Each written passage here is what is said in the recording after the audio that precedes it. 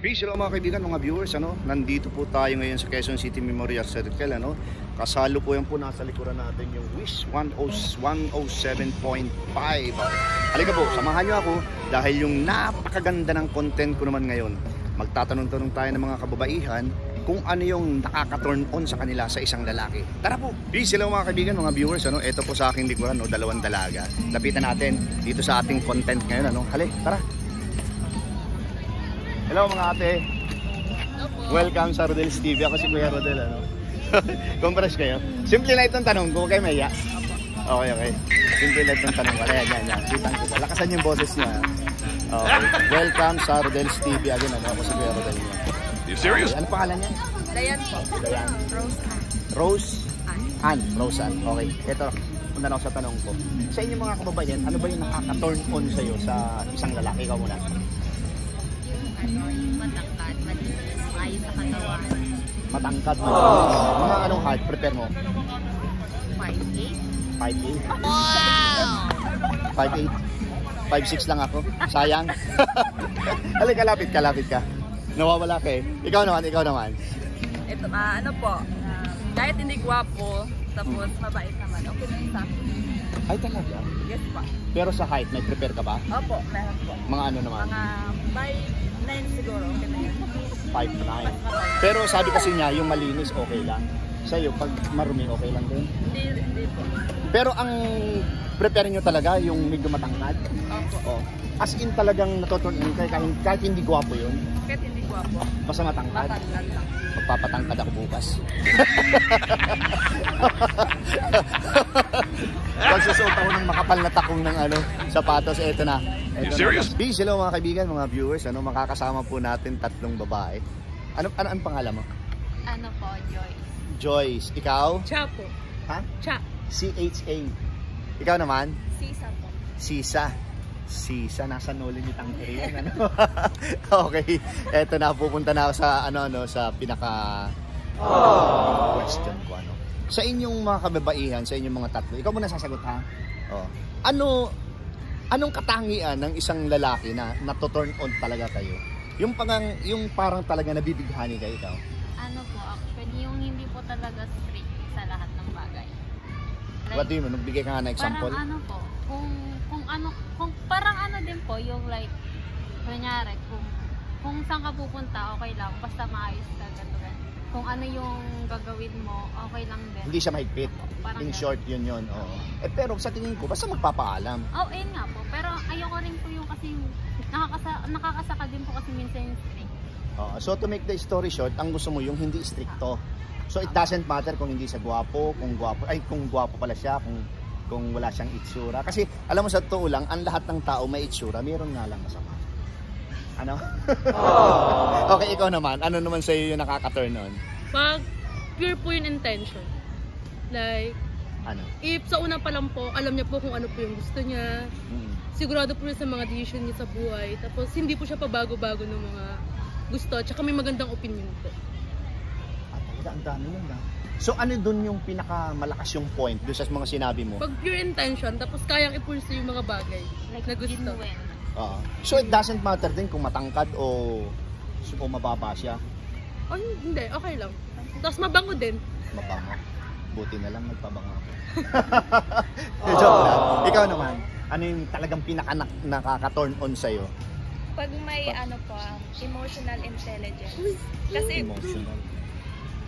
Paano kaya may papaliwanag? yung pag kaya ka pong i-handle, kung alam mo yun, yung hindi naman, ma-disregard po kasi lahat ng mga qualities na meron siya, na hindi naman po, kunyari, may mga times na sensitive ka, overthinker, tapos siya, hahayaan ka lang. Mas nakaka-turn on po pag may emotional intelligence ng isang lalaki para po ma-handle ka niya. Yan bang sinasabi mong emotional intelligence na yan? Parang yan? Yung may sense of humor? Pwede rin po. Pwede yun? Okay. Tsaka, nakaka-turn off din naman po kasi pagkahayaan ka lang sa mga bagay. Po, yung parang walang pakialam sa iyo, parang sa pakiramdam mo, mali na yung ginagawa mo, pero okay lang sa kanya. Pero pwede rin sabihin natin na okay sa kanya yun dahil nakikisama siya. Ayaw kanyang kontrahin sa gusto mo. Pero yung pala, pero ang maganda doon, palagay ko, mag-uusap kayo. So, ito ha, ganito ganyan ha. Dapat anuhin mo din, dapat hindi ka masyadong maluwag sa akin. Oh, communication. Sige, pupunta tayo sa iyo ulit ano. Sa aking pangalawang question ano. Ito yung situation, bibigyan kita ng situation.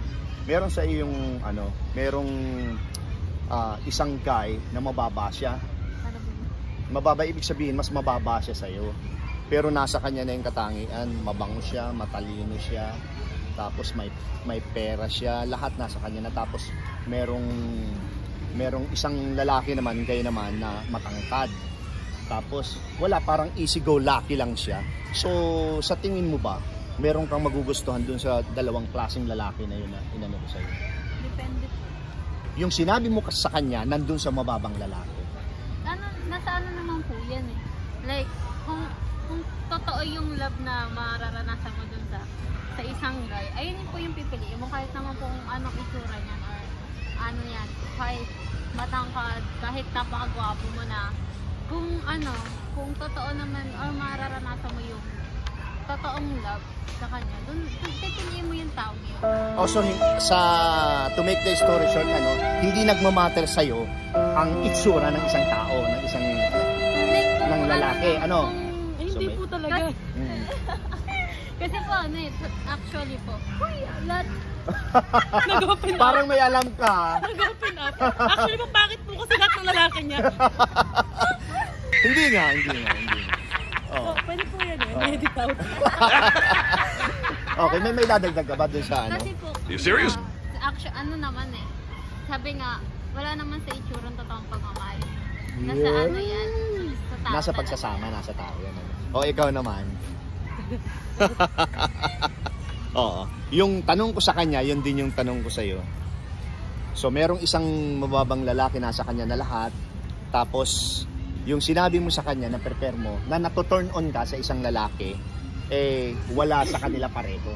So posible ba na may magustuhan sa kanila? Yung isa matangkad tapos easy go lucky, posible ba? Tapos wala dun sa yung mga gusto ko wala sa kanila. Oo. Meron man pero siguro kapiranggot lang. If ever siguro pag-uusapan namin, like, mapag-uusapan namin, makikipag-communicate siya sa akin. Tapos masasabi ko rin yung mga gusto ko. Tapos siya, willing din naman siyang gawin yung mga bagay na yun. Okay. So, feeling ko pwede. Pero, ano lang naman yun. Yun. Ako din naman, willing din makipag-communicate if ever. Depende kasi yan. Laging nakadepende lang. Lagi nakadepende sa sitwasyon. Opo. Okay. Sige, pupunta tayo dito kay sense of humor. Okay, ito naman iibahin ko yung tanong ko sa iyo. Di mat yan din. Ha? Pag-mat. Sa ngayon ba, meron kang present? Meron po. Okay. So, yung present mo yan ngayon, yung sinabi mo sa akin kanina, like for example, yung may yung may sense of humor, in other words, yung may emotional intelligence. Ano ba sa iyo yung pinakaibig sabihin ng emotional? Yung ika nga yung emotion niya, yung feelings niya sa iyo kung base sa mga ginagawa mo, yun ba yung ibig mo sabihin? Yung expressive po, yung hindi cold, distant, yung marunong po mag-express. Tapos hindi ko po in-invalidate. Yes. Ganun po yung mga emotional intelligence na sinasabi. Like, lagi pong binabalid yung nararamdaman mo. Oo. Laging pinapahalagahan yung mga decision mo. Tapos nakikinig din sa mga opinion mo. Sa ganyang bagay, palagay ko, ang masasabi ko dyan, dapat meron kayong yung regular communication. Kaya nga po, communication is the key. Communication is the key. Mahirap din po kasi pag wala kang komunikasyon sa isa't isa. Parang magtataguan kayo. Ganun. Tapos, ikaw naman ulit. Oo. So, dun sa present mo ngayon, sa pakiramdam mo ba, okay naman yung inyong samahan? O minsan, nagkakaroon kayo ng ng gusot, ika nga? Wala pa po bago po kasi. Bakit kahapon lang? Kahapon lang? Months pa. Months pa lang. So, wala pang isang buwan. So, nag-a-adjust pa kayo sa isa't isa, Okay. So, ako para sa akin naman, ikaw may present ka pala? Ano pa? May kinakausap, tapos may gusto rin. So, napupol ka na? Hindi, sabi ko, napupol ka lang hindi ko pa sinasabing napupol in love ka. Hindi, ano po? So ibig sabihin, kasi sa bagay na ganyan, pagka yung medyo may konting sabik, Diba? Medyo may konting sabik, parang napupol ka na yan little by Ano lang little. po, selos. Hindi, ano po. Hindi. Part yun. Pagka nakaramdam ka ng selos na kahit hindi pa kayo, iba yun. Oo. Ay, nagselos po ako. Na ano po, Ano? may kinakausap po ako and Oh. ano naman po, aware po siya na gusto ko po siya. Gusto ko po siya. Gusto siya. So, para naman sa akin, sana magkagusto rin siya sa'yo. Ay, ako na to eh. O ikaw, meron ka bang gustong idagdag? Ikaw pala, hindi pa kita natatanong, merong present ngayon? Tawa na po. Ito na, last question. Halimbawa, bibigyan ko kayo ng sitwasyon, meron sa inyong nag-court, ang prepare nyo matangkad, yung nato-turn on talaga kayo. Meron sa inyong nag-court na mababa, gwapo, may kaya, may pera, nasa kanila na lahat. So ano pa rin yung pipiliin nyo? Matangkad pa rin ba? Siyempre, yung may pera. So, nawawala yung turn on nyo sa isang matangkad na lalaki. You serious? Sa pera lang ba? Sa akin po yan. Ano, sa iyo naman? Pag welcome ako, kahit mahirap siya, saka mabait ako. Okay na yun. So, ibig sabihin, mamahalin mo pa rin siya. So, pero sabi nyo kanina, natoturn on kayo, yung na-attract ka agad kayo sa isang matangkad. Ngayon, binigyan ko kayo ng sitwasyon, gusto nyo na, doon sa kahit mababa, basta merong, laman. Okay, final question. Okay, ano talaga, yung sa totoo lang, yung isang katangian lang ng lalaki na natoturn on kayo, yung talagang nabibighani kayo? Mabait po. Mabait? Tsaka respeto. Respeto sa babae. Responsable. Okay, well, sa inyong dalawa ha, salamat sa inyong tanda, yung aking kaibigan na may interview din yung pinag-iwan sa ba? Kasi, yun, okay. Thank you. Merong pass.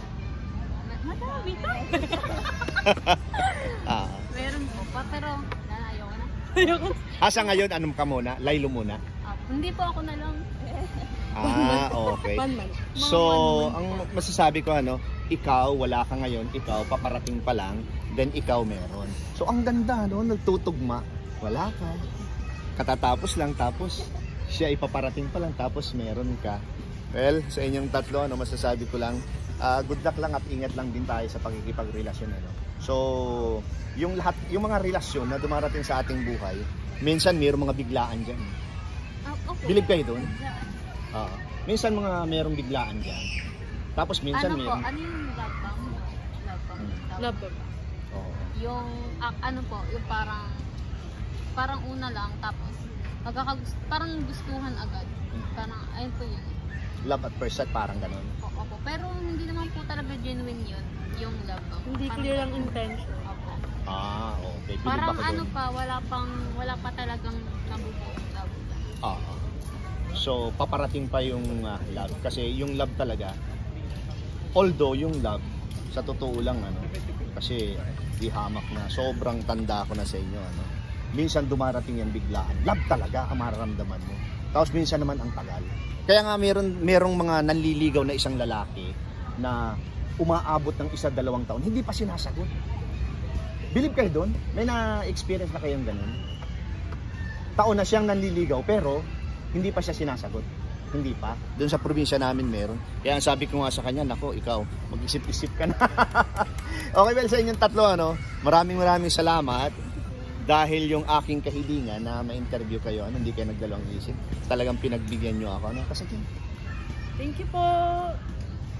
Thank you. Hello mga kaibigan, mga viewers, napakinggan nyo po yung lahat ng mga kababaihan na aking in-interview, Kaya iba-iba po yung kanilang opinion.